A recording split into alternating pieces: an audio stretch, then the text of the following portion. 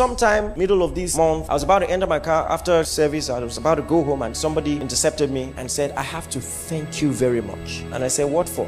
He said, December last year, you gave us an instruction. You said, everyone that has contributed to your success in career or in any sphere of your life, make sure you buy them a gift. Write a note, pour out your heart, and let them know I appreciate you. So just because you said it, I obeyed. Because a venture capitalist was trying to do something in Nigeria, gave me a contract, I did it, and that was it. But I sent him that gift and sent him the note. Now, months after, he wanted to start a Lagos office. Now, guess who he called? That young guy. I said, I want to put you in charge. Now, this young man moved from earning 300,000 monthly to 14 million monthly. Not because of prayer and fasting, but because of a hamper that he sends. Some of you, Christmas past, even Merry Christmas, you didn't send to some people. The hamper you didn't send might be hampering. Many things in your life will not come by labor, but by relationships. I can tell you stories of people who will say, what? In all my years, I have never seen anybody who will take the initiative to do something like this. And they will mark you out for favor. And guess what? The dangerous thing is, because it's a soft skill, people won't tell you. It won't show up in your HR's reports. It's not part of your KPIs. It's possible that everyone in your work department sent a hamper to your boss except you, and you don't know. They won't tell you. And you're here praying for favor. This is the word of the Lord. As you leave this place, go and do the right thing. All right. I want to share briefly on preparing for 2026.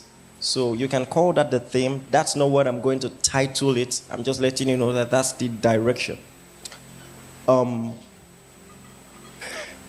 giving it a weird title. I'm going to call it Spiritual Soft Skills. I would explain. Spiritual Soft Skills, SSS. And what am I trying to imply by this? You see, career people have very likely heard the phrase soft skills before, and soft skills will refer to things that are not part of your core competence, not part of the reasons that you were employed, but somehow contribute to your overall success. Things that make you trustworthy and make you a good team member, and things like that. They might not be part of the real reasons you were employed, but they contribute to your overall success. And in the same vein, I believe that there are spiritual soft skills to the degree that when you talk about the key indices of spiritual devotion, the things that come to your mind are prayer, fasting, and all those things. But from my personal experience and study with the Word of God, there are things that people don't really talk about, but are very important. You see, one of the examples I've been giving for the past 2 years, it's this is big on my spirit. And that's why if you've been following my teaching ministry, you've heard me talk around the points I'm going to be sharing with you. God promised Abraham a child, and he had waited close to 3 decades. And you would expect that as a reward for such faithfulness and tenacity and consistency, that when the child is finally ready to come, that angels will appear in the sky, and God is going to tell Abraham, hey, it's time. But that's not what happened. God and 2 angels acted like they were passing Abraham's house, save for the fact that Abraham was a hospitable person and took initiative to honor the strangers. Not knowing that he was honoring the Lord himself, he would have missed an encounter. Listen to me. There are successes in your Christian journey that will not answer to how prayerful you are and how much fasting that you know and how many Greek words that you know. It will answer to spiritual soft skills like being nice. Did you hear what I just said? That's a very spiritual hack right there, to the degree that in the New Testament you can be told, don't forget to be nice to strangers, because people in so doing have entertained and encountered angels. And this is a spiritual principle, but also a practical principle. You see, before I move on, let me quickly share a testimony. Sometime middle of this month, I was about to enter my car after service. I was about to go home, and somebody intercepted me and said, I have to thank you very much. And I said, what for? He said, December last year, you gave us an instruction. You said, everyone that has contributed to your success in career or in any sphere of your life, make sure you buy them a gift, send them a hamper, write a note, pour out your heart, and let them know, I appreciate you. He said, so I obeyed. Just because you said it, I obeyed. Because somebody, a venture capitalist, was trying to do something in Nigeria, gave me a contract, I did it, and that was it. But I sent him that gift and sent him the notes. Now, months after, he wanted to start a Lagos office. Now, guess who he called? That young guy. I said, I want to put you in charge. Now, this young man moved from earning 300,000 monthly to 14 million monthly. Not because of prayer and fasting, but because of a hamper that he sends. Are you Jesus Christ? Because some of you, Christmas passed, even Merry Christmas, you didn't send to some people. The hamper you didn't send might be hampering. If you're the high pipe, well.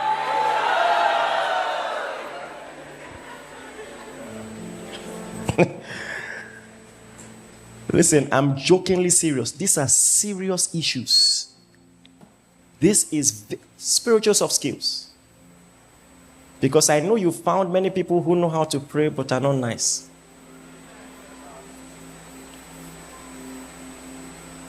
They are in church. And you embrace them because it's incumbent on you as a Christian. But you know that this person is badly behaved. Tongue-speaking, badly behaved person. Tell the person by my side, say spiritual soft skills. You see, someone came to me, someone I really, really care about years ago, and said, sir, you know my story. I did well in school. This is somebody who 9 out of 10 times in school had A's. First few years, never had a single B. So I think first 2 years, they're about 5-point CGP and all of that now. So, got a job somewhere, and something was happening. All the colleagues are promoted. She's not promoted. And now she's convinced that the devil is playing games with her, playing games with her career, and comes to me and says, please, I want you to pray for me. As I was about to pray, the Lord said, ask her questions. Ask her, what is her experience like in the office? So I asked her that. And she said, oh, that office full of eye service. Because every time we resume, all my colleagues will go to the senior colleague, the boss woman, and say, good morning, ma'am. But I mean, I just sit on my desk and I do a good job. I don't like eye service. I said, you don't need prayer. I give you a counsel from heaven. When you resume on Monday, go and greet her. Good morning, ma'am. On Tuesday, go and greet her. On Wednesday, go and greet her. I said, do that for 4 months.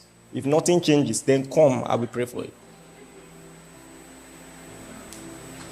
And in a space of months, if I remember correctly, she was promoted twice. See, let me tell you something. And that's part of the disadvantage of schooling, because school has lied to you that life is just garbage in, garbage out, that if you only work hard, that everything is going to be nice. You don't need anybody. Just work hard. Spiritual soft skills. If you don't learn these things, you will make God look like a liar, because you are praying, you're fasting, you're exerting yourself, and it looks like nothing is changing. Because maybe what happened to Abraham has happened to many of us many times, but when the angels came, we missed that Kairos season, and so they said, well, next year. And they came the next year, and you still didn't know better, so they said, well, next year. I'm letting you know that there are some things that are allotted to you in your destiny, things that you prayed for, but will be received by good character.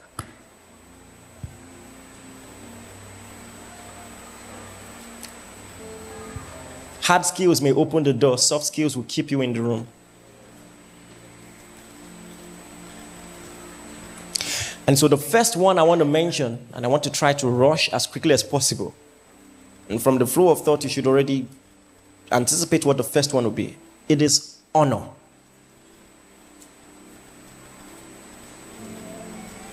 Did you hear what I said? Please, what did I say it is?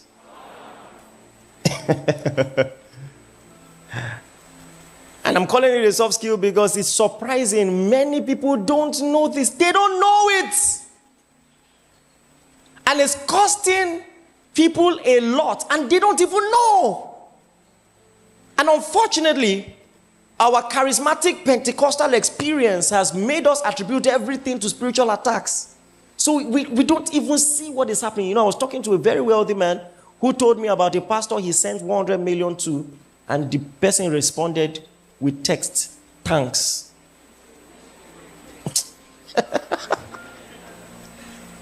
$100 million, thanks. And of course, from the way the person was talking to me, that was going to be the last time ever. Now, the pastor will be wondering what happened. Any enemy that shut the door of favor, what are you waiting for? You know, you get what I'm saying? Listen to me. If there was anywhere you were receiving favor and it stopped suddenly, go and investigate. There might have been something that you did or did not do that closed that door. And many people don't even know it. I told a story in the first service. My wife was the one who told me this. Senior pastor friends told us how that the Lord led them to help one young girl and pay for her fees, paid her way through school in the US. I mentioned the country so that you will make a quick mental note of how expensive it must have cost. Sponsored her through school in the US. Never wanted anything in return, but one day, it so happened that they had a preaching engagement or something that required they would travel, and now they have kids. Who is going to watch the kids? Just one day. How many days? And they reach out to the person, can you please help us watch the kids? I say, of course, and sends them a rate card that she's going to charge for babysitting. True life story.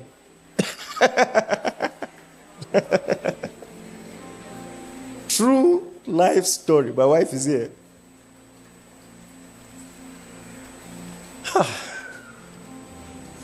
When you sit people down, let me see, pastors here, let me advise you. Before you waste time praying for people, sit them down, ask them, you'll be surprised that they are the witch in their own life. Some people are the ones doing themselves.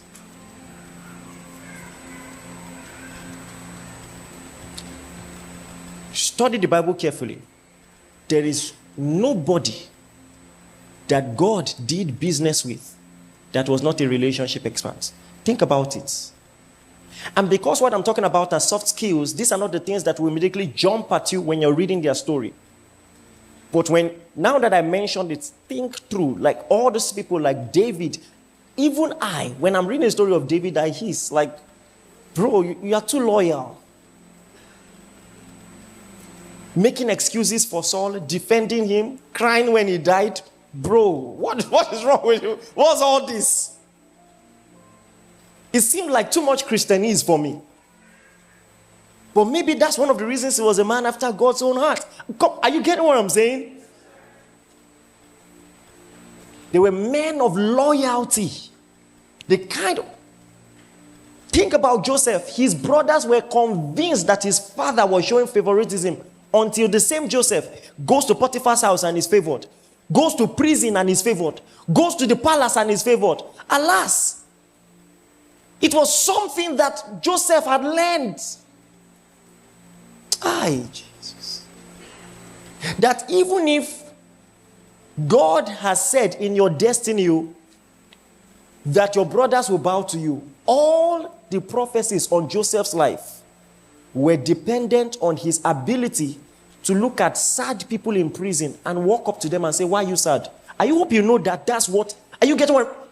If that morning he was not hospitable, it would not have happened. Hard skill, the ability to interpret dream. Soft skill, the ability to see people who are sad and say, what's wrong? You look down, cheer up. Yes, sir. And many times when you're reading the story of Joseph, all that will stand out to you is that he could interpret dreams. But it's a totally different thing. I was teaching on this when I was talking about handling pain and suffering. Because some people, just because they are going through a tough time, they are in prison, that shuts their bowel of compassion, not knowing that it is that very thing that is your way out.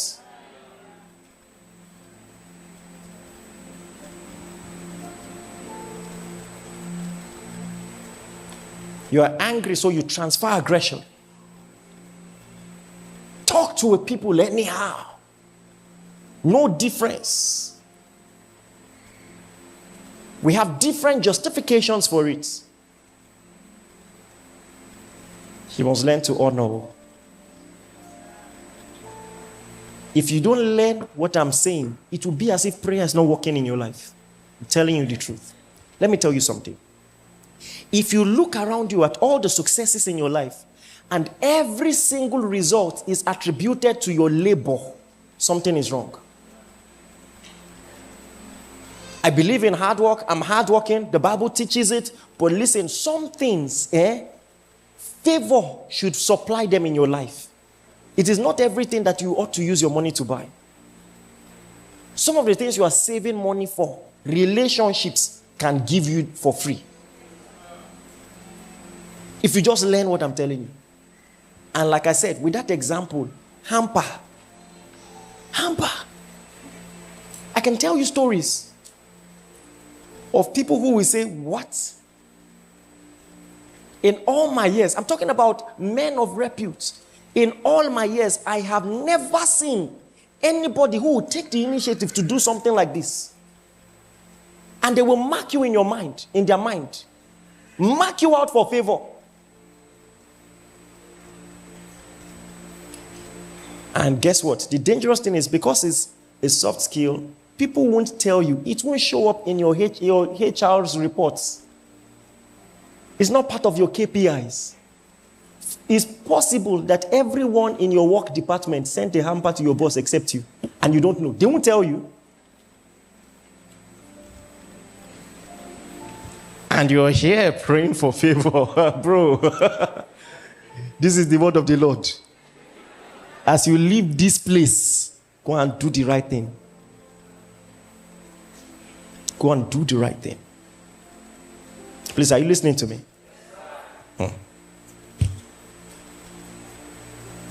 Many things in your life will not come by labor, but by relationships. And there will be people in your life, it's very notable. You read the book of Revelations, and the Bible talks about the angels of the churches. And when you look, you realize it's talking about human beings. And why is he calling pastors angels? Because angel simply means messenger. Anyone that God sends to you is an angel. Have you heard the phrase God sends? God sends. Some people are God sends. And when God sends people your way, you must discern them properly. Honor them properly. And it's just the simple things. Like, for instance, some of you, I don't know where we learn it. You don't greet. Like, even when you sat down, the person by your side, you didn't say hello.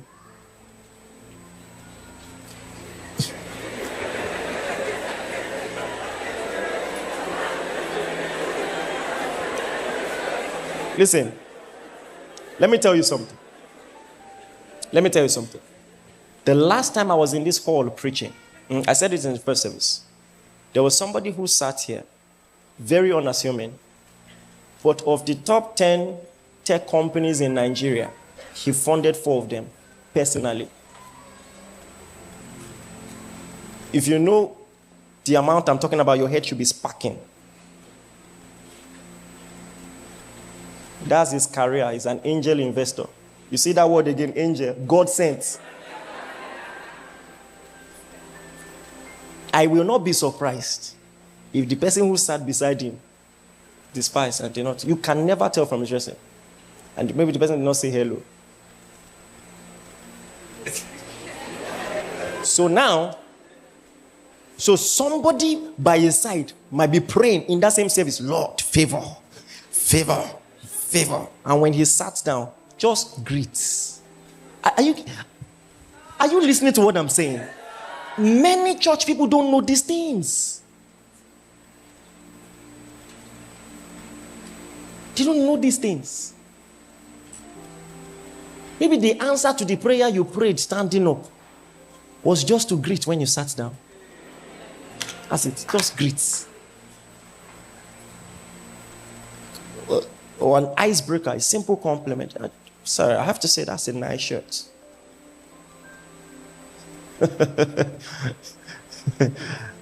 Was you aura for aura, you just squeeze face.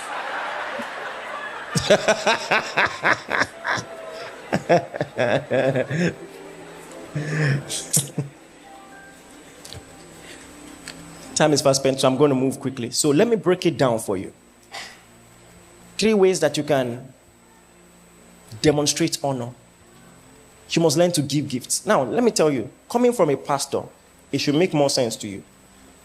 If it is only church you are giving to, you may be in trouble.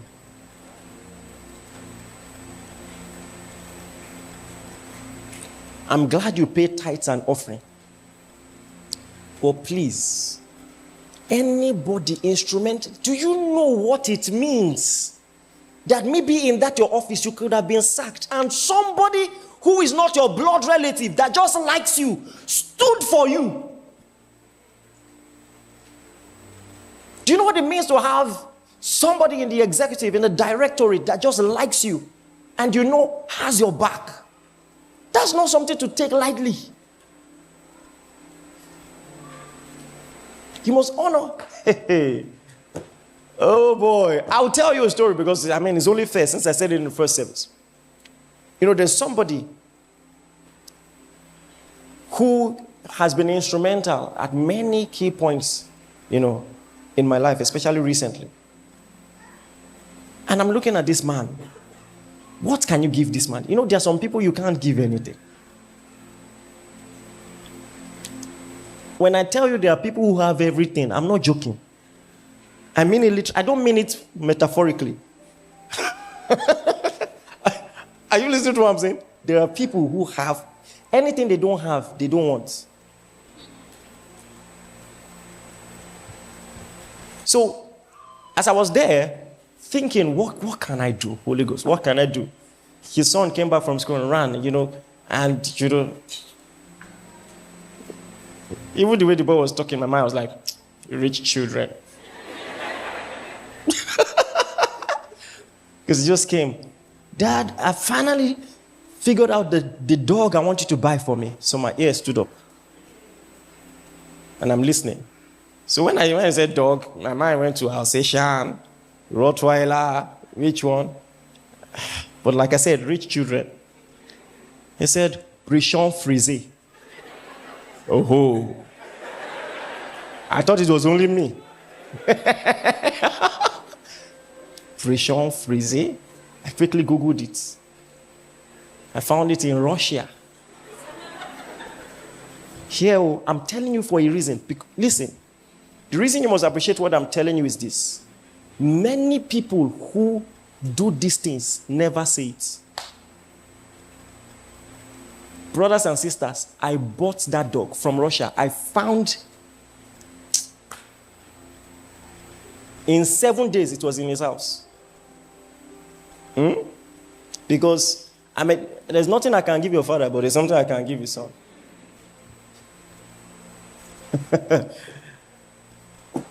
Some people think favor is abstract. It's always abstract. That someone will just see you and like your ear. There are ways to position for it. Are you listening to me?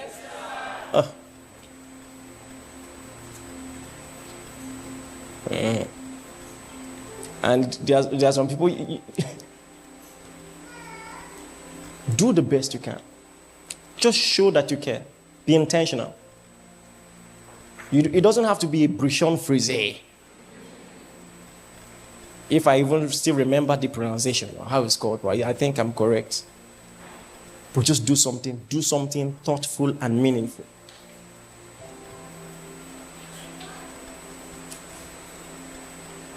Are you listening to me? Let's move on. Number 2 is bravery. And I'm not going to spend too much time on this because I literally have a sermon on this. But if you don't know this one, no matter how anointed you are, you cannot do much for God. I've told you this example many times, but for the benefit of people who maybe just joined this church or don't know it, I will say it again.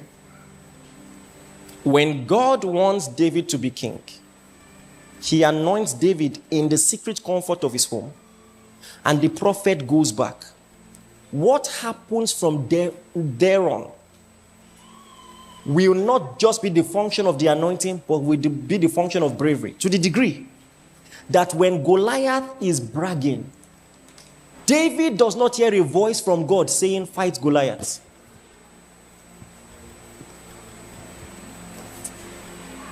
Did you hear what I just said?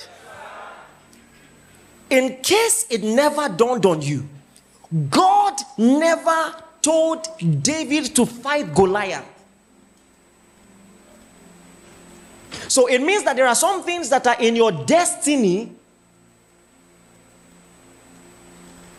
that will answer to bravery and not just the anointing. The anointing can actually supply the bravery. But there must be audacity to say, who is this uncircumcised Philistine? See, let me tell you something. If you like, pray from now till next year. If you don't learn bravery, those your fears that are sabotaging your destiny, if you don't face them, a great destiny is always at the other side of fear. Doing what others will scarcely do is what makes you king.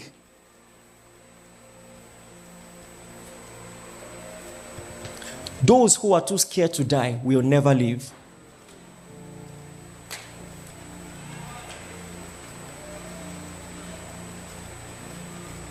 Let me repeat it.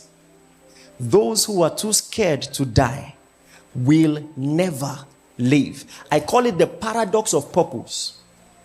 That the moment you have a reason to live, you also have a reason to die. Anything that is not worth dying for is also not worth living for. It's a paradox. The moment you find something worth living for, it will be compelling enough that you can die for it. Think about it in your life. There's almost nothing that you really consider worth living for that is also not worth dying for. The gospel, your children, your spouse, whatever you consider worth living for is also worth dying for. It's the paradox. And so those who are too scared to die are also not going to live. In the Bible, those who save their life will lose it. And so now there are soft skills, phrases that should stand out to you in the Bible, like if I perish. That's a hack right there.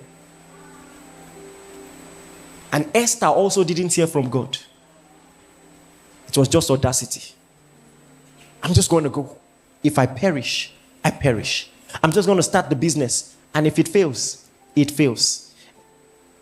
This lady, I've been sensing she's my wife. Every Saturday, I will say, I will talk to her tomorrow. Then I will sit by her side and freeze. But today,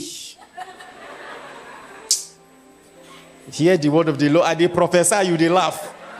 Today, if I perish, open your mouth and speak. Oh.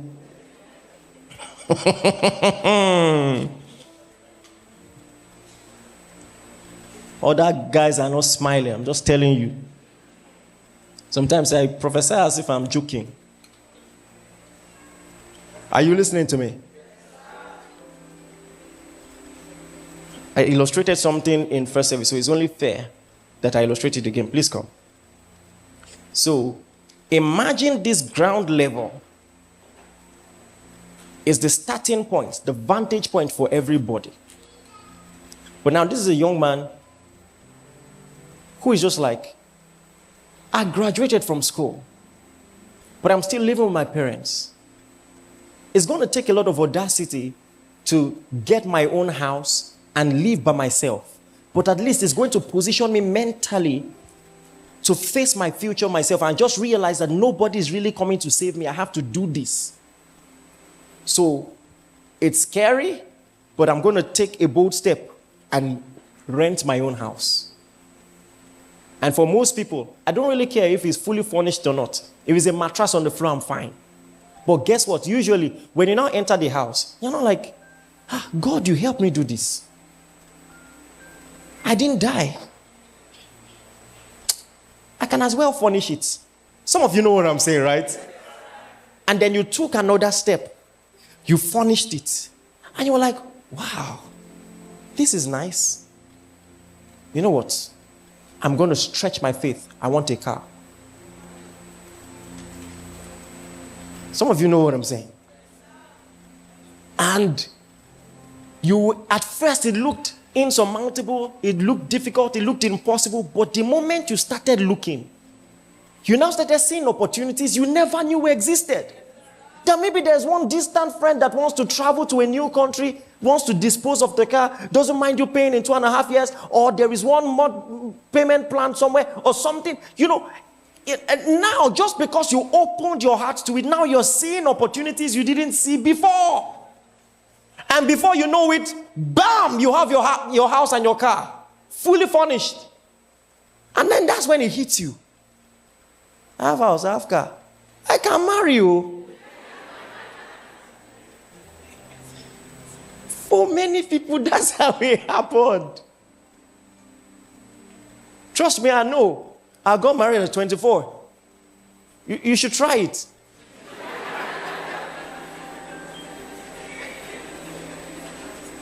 In the next 40 years, I'll be a great-granddad. And I won't be 80 yet. They give you, I think, you see, I'm giving you a strong point now.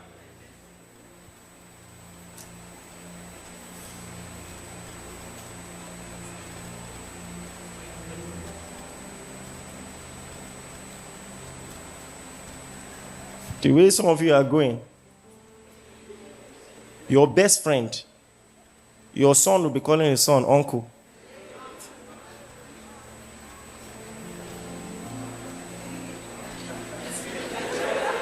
Some of you are calculating.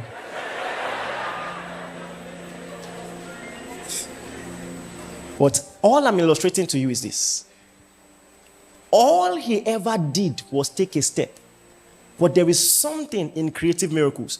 When you take a step, it opens you to possibilities that I can now stretch for something more until you know it and you're standing here and your friends just open their eyes and they see you way up there and it looks fantastic what you did. Meanwhile, all you did part time was take the next step. And so for every opportunity, simple opportunities for bravery that you pass on, in the next few years, the gap will now be the distance between heaven and earth. Thank you very much. See, this one, you will have to exercise it. They can lay hands on you, they can do whatever, you just have to try.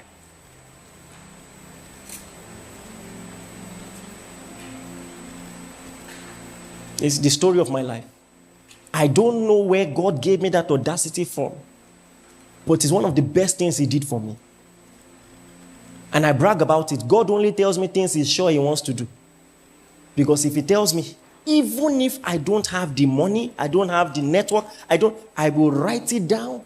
If it's a company, I will first design the logo, keep somewhere that I can see regularly. I will pray about it. I will start researching on it. Just open up your heart to the possibilities of God. Are you listening to me? There will never be a point in my life that I'm not doing a project that is bigger than me. I'm stubborn like that. I'm biting more than I can chew. That's my destiny. Biting more than you know. Thank God, God gave us a great miracle in the headquarters, you know, and it's incredible. It's incredible. And I said this somewhere, I want to say it again.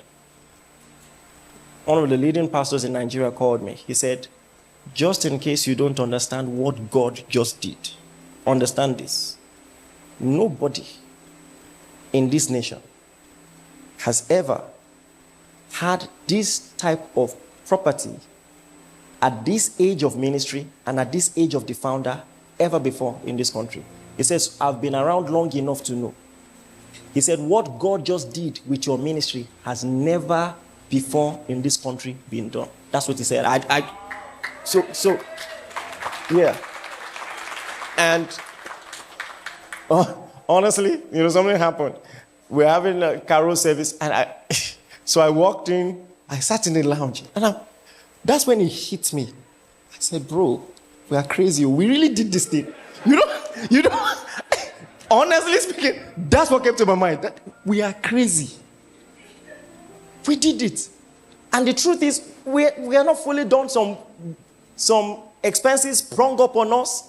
You know, we have like 1.5 million to pay before April. I don't know where it's going to come from. And by the way, I'm just putting it out there. But guess what? That's not even the last big thing we've done. We just paid for the part payment for the foundation for our Abuja place. You know? Honestly, even the foundation is half the money we have, but typical me, I don't know where the rest will come. Just start it first.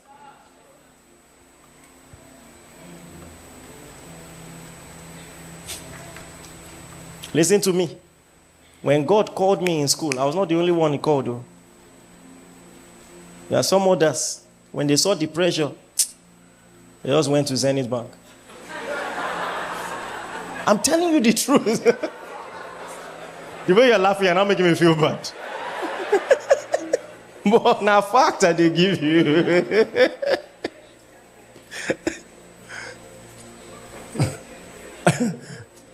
I'm telling you the fact.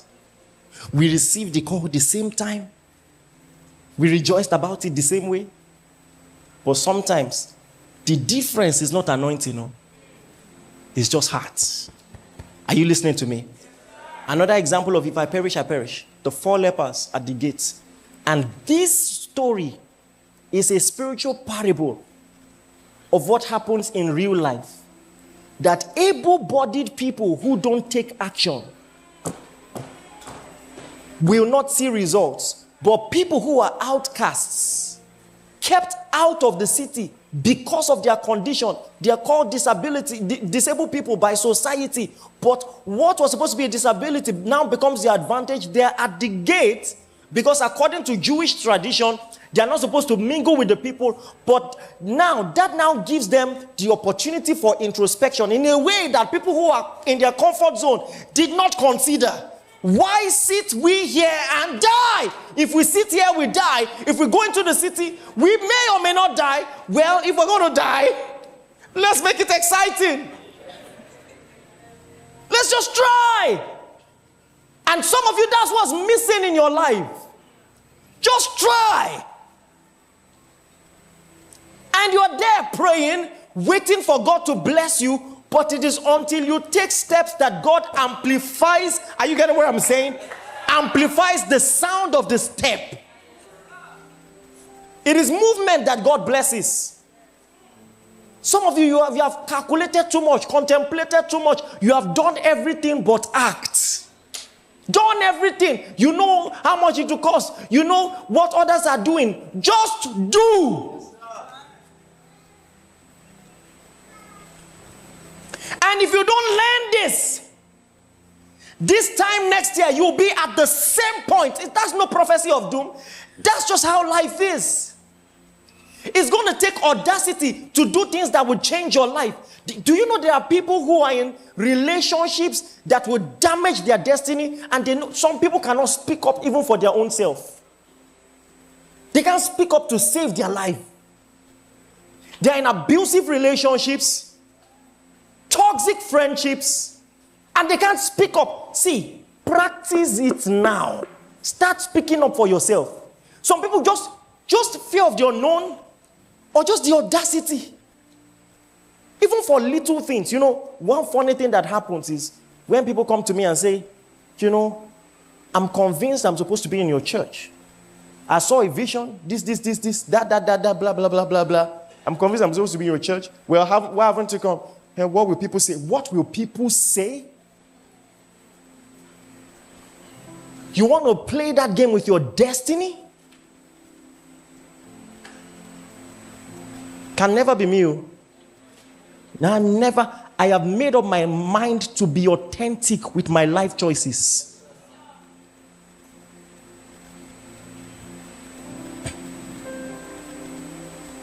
Take the step and stand on it and do it early.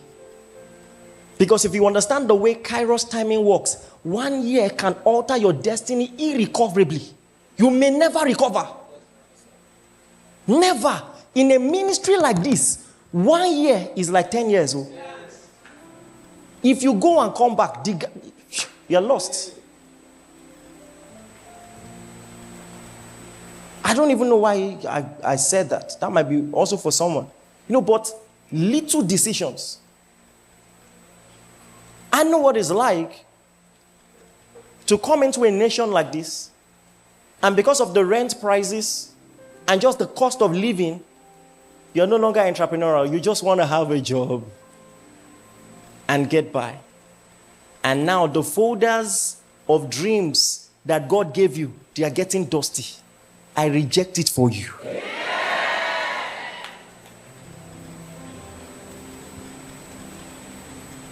It takes bravery, I know. It takes audacity, I know. Sometimes it will take a total overhaul of your entire process to reinvent yourself. A bricklayer can set his goal for 2026 and say, I will lay more blocks in 2026. But he can also say, you know what? I'm going to go to school and get a degree in architecture. It's free to dream. It's free. It's free.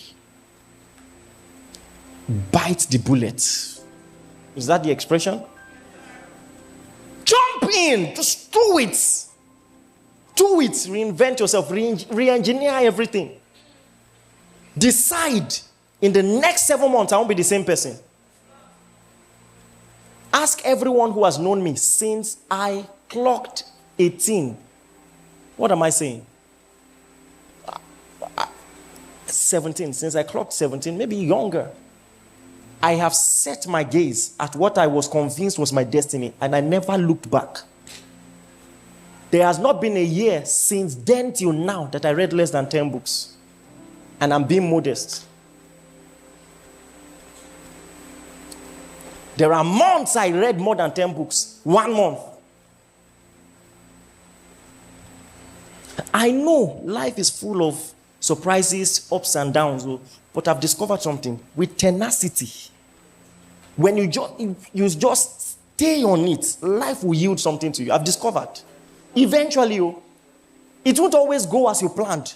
But eventually, even if you were aiming for the stars, you will at least fall amongst the sky. Something happened that changed my life. We're going to have our first ever program. God had spoken to me. I knew what the theme was going to be. I knew what I needed to preach. We didn't have a venue. I knew someone who had a venue. But I was shy to ask. And I spoke to a senior colleague. Thank God for that conversation. I'll never forget it. And he asked me a question that has never left me. He said, what is the worst that will happen? It hit me like a brick. I said, it's true. The worst is no. No doesn't kill. And if it will make me feel better, I will stand before the mirror and say no to myself 200 times just so that I will feel comfortable with it. Why are you so scared? It doesn't kill. At least try. At least ask. And guess what? I asked and they said yes. Now, if I didn't take that first step, maybe it would have spiraled into me not having the nerve to start this ministry. These things have grave consequences in your future. Are you getting what I'm saying? Uh-huh. And that's why I live radically the way I do. It's important for my mind. I must keep the mentality of possibilities. If I have songs, I will release an album. If I have an idea, I will do a movie. I see, nobody's going to put me in a box. Nobody. Nobody. Nobody. Nobody. Nobody. And audacity is powerful.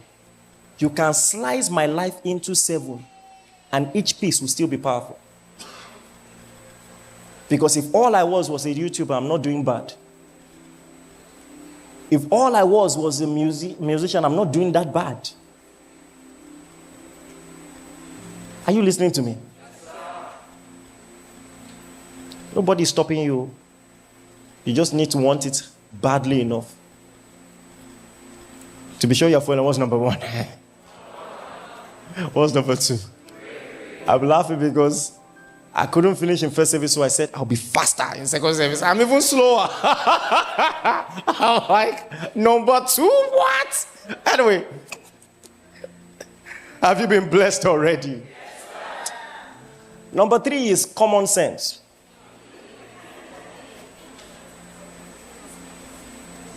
Common sense. You know, in 1 Kings chapter 19, Elijah solved his burnout problem with a good sleep and food. Just common sense. It's a soft skill. Knowing how to declutter, take away stress, is a soft skill. Are you listening to me? You see, there is a kind of nonchalance that greatness requires. It's not contradictory to the fact I told you to be brave and do all those things. But just understanding that no amount of anxiety can change the outcomes. So why will I work? See, let me tell you something. The mistakes I've made. I can't change it. So it's just common sense, self-care, sleep, eat well, rest well, relax. I preached a sermon in the UK. I think you should go and look for it. You see, the principle of the Sabbath is a very powerful principle. And it takes trust in God to say, you know what? I will work 6 days out of 7. I will rest on the 7th day. And I trust the faithfulness of God that if manna is falling every day, on the 6th day, manna for 2 days will fall. That is what was happening. And so God is instilling a mentality in his people that rest will not kill you. It cannot be the few hours I rest that will make me broke. It's not possible. This is the balance I'm talking about. You see, I talked about bravery, yes, but see, rest. It's a spiritual principle. And understand this. It's going to make you more productive. It's not going to reduce your productivity. Sometimes you need a clear mind to get a fresh vision, to refire. I know in church you've learned to have retreats and all those things, but sometimes shut everything down, spend time with your family, rest. It doesn't matter if you're a man of God. I know many men of God that their children does not like them.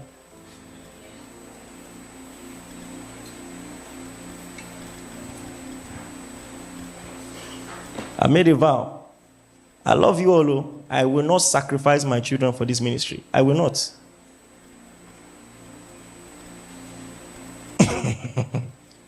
If you have discernment, you know I'm not joking. I will shut down anything Eh?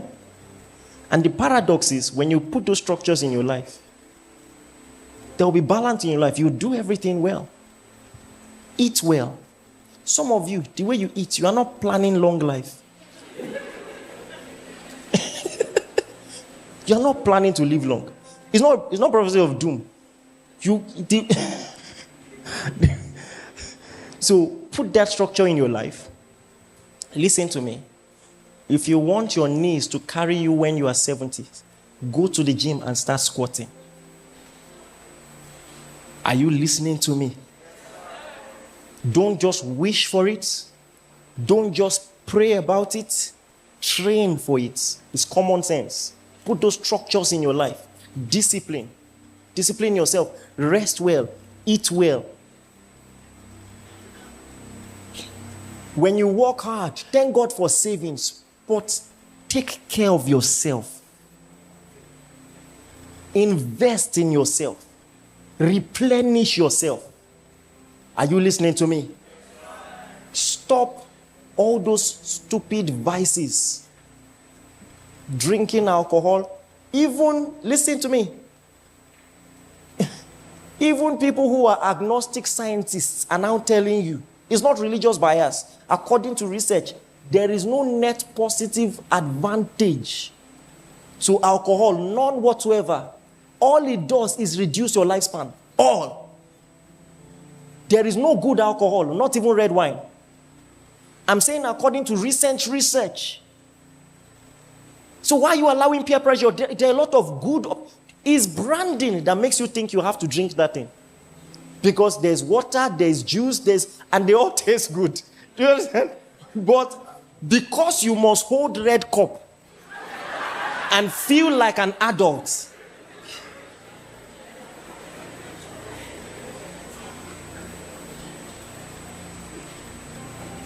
you can be a success and still not have grown a spine. You still have this hidden desire to be a monk. You want people to say, strong guy. So, big bro like you, they drink. No, I don't. There is nothing to miss there. That on the cat on the right, smokers are liable to die young. Say, okay. You open it and smoke. Why are you doing that to yourself? You think the people who allow this spiral into an addiction, you think you are wiser than them? One error can alter your destiny forever. I said it in the first service, I'm saying it again. One error. Just one day that you drank a little too much, and you are part of the statistics, the car tumbles. You break your leg, one leg is now like this. Or in anger, you carry a stone and hit someone. I was watching a video years ago. Someone was recording, true life story. Somebody was so angry. Everybody was begging him, he didn't listen. In his anger, he picked a stone. Everybody was begging him, he didn't listen.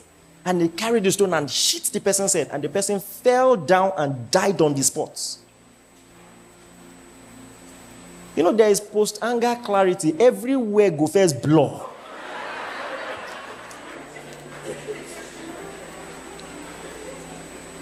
Now you spend your life in jail. Or maybe they give you 45 years. Add 45 to your age. That's when you now come back and start building your career.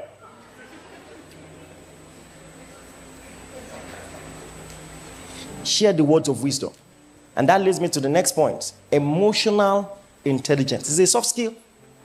Knowing how to regulate your emotions. Regulate your anger. Some of you still have that childhood tendency. They can raise you. You know what they call raise?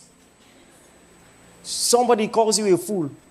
Then someone now come and say, I can't take it. I can't take it. He abused your whole generation.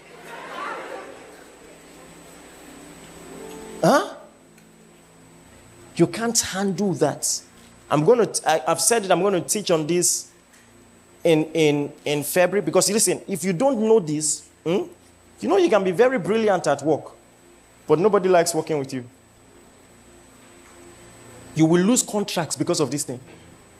Because nobody, you are just a lot to deal with. It will affect your marriage. It will affect your finances. You can lose money. I've seen people, because they were angry, they will just say, to hell with you. They're talking to their boss.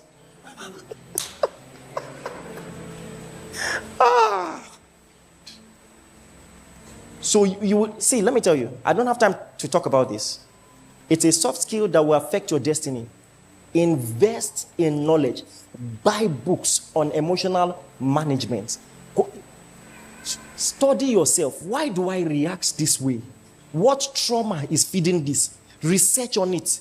Deal with it. Take small money. Go and give a therapist to work on you. Invest in yourself. Let God do something in your life before something new do you.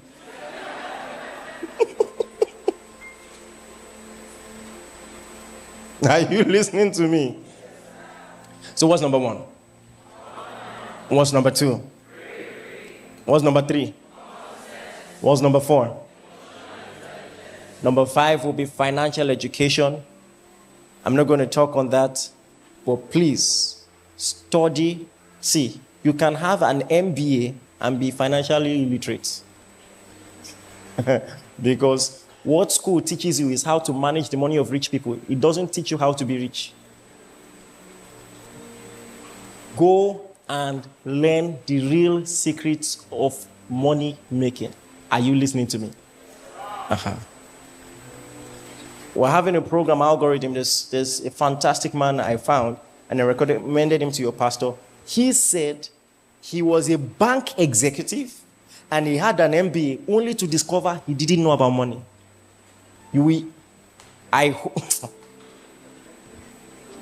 Because they gatekeep these things. Even the books, there's nothing in there. All those books, they're not teaching you anything.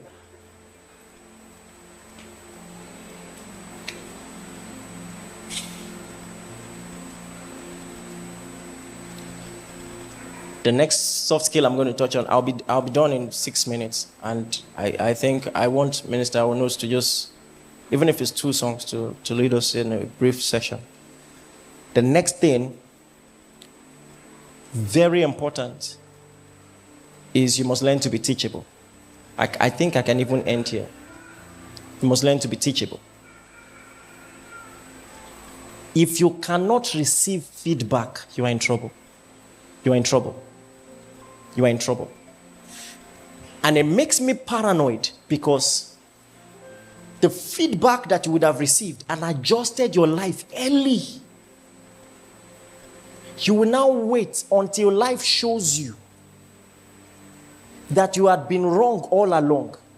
And many people realize when it is too late, you can't make the adjustments. You can't make the adjustments. Are you listening to me? There's someone, I love very, very much, But, he found this new interest in rapping. This was sometime 2006. And he was rapping, I kid you not, nursery rhyme rap. The rhyme, that's old 90s rap. That's the last word will rhyme. Twinkle, twinkle, little, how I wonder what you... That's what he was rapping in 2007. So I asked him, I say, sorry. I said, do you listen to people? Which rappers do you listen to? And I saw he was already getting agitated. So I left him. And then sometime last year, he found my WhatsApp number and sent one of his new releases. The same thing. Almost 20 years have passed. They have left you behind. And it's hard to be friends with people who can receive feedback. Because now, when you post something, we must repost it. Even though we don't like it. We know that your business is not going anywhere. Also, we won't be bad friends. Because you have insisted you want to do fashion designer. You sew suit, it looks like a raincoat. And we can't talk.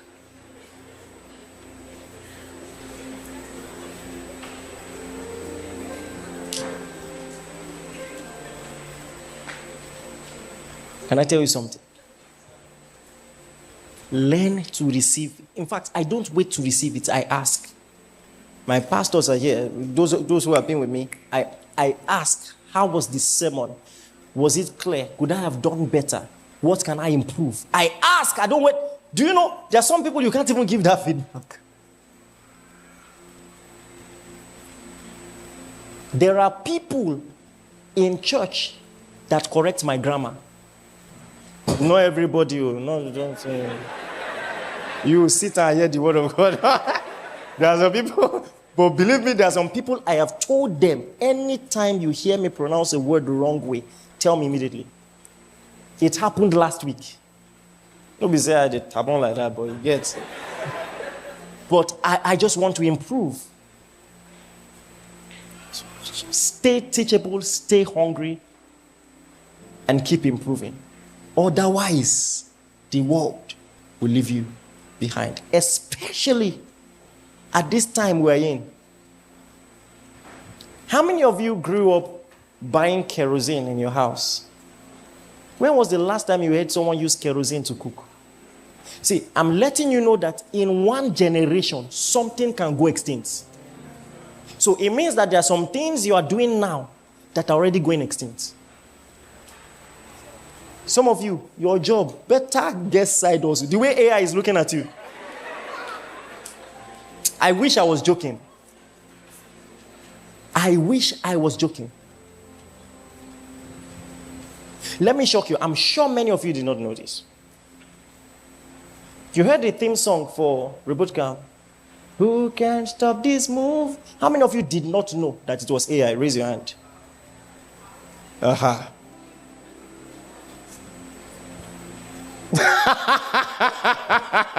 Now, I know you will rush and go and listen to it again. That was AI.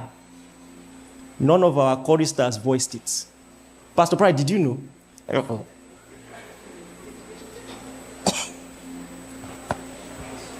You see the problem?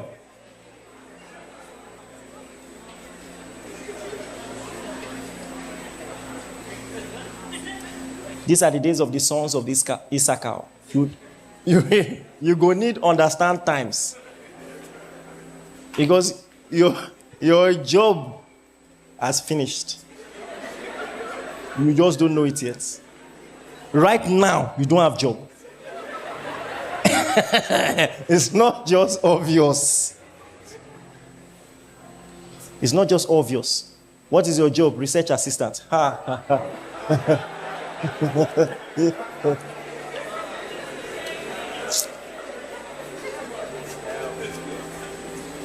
What is your job? Ghostwriter.